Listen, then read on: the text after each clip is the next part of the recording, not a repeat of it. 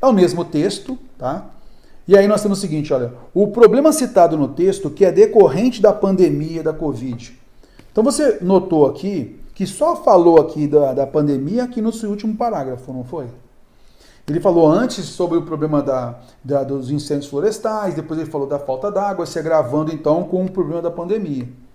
O flagelo da seca se soma aos impactos da crise gerada pela pandemia, com redução da renda no campo devido à interrupção das feiras livres, que serviam como opção de venda da pequena produção da agricultura familiar. Então veja, a pandemia foi um problema.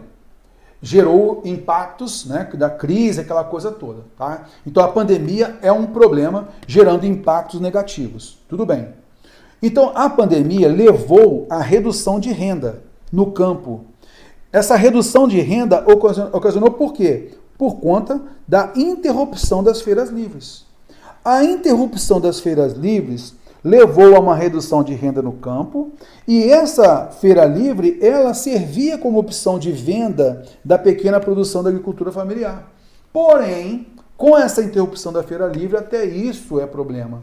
Por isso, o grande impacto da pandemia, né, é decorrente da pandemia, a gente vai perceber então a interrupção das feiras livres.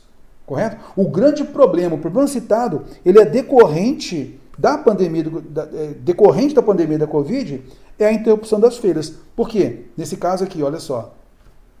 A interrupção das feiras, olha, a Covid, ela reduziu a renda devido a quê? A interrupção das feiras livres. Então você já sabe. A interrupção da feira livre, ela reduziu a renda no campo e a feira livre, ela servia como opção de renda. Não é mais. Então, essa interrupção da feira livre realmente prejudicou bastante a alternativa A. Falta d'água, né, com a pandemia, no meu caso, agravamento da longa estiagem, isso não tem relação com a pandemia em si, né?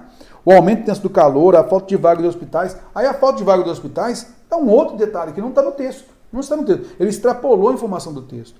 Então, essas informações aqui, ó, falta de água, agravamento da longa estiagem, aumento intenso do calor, não está no campo semântico da pandemia da Covid. Beleza?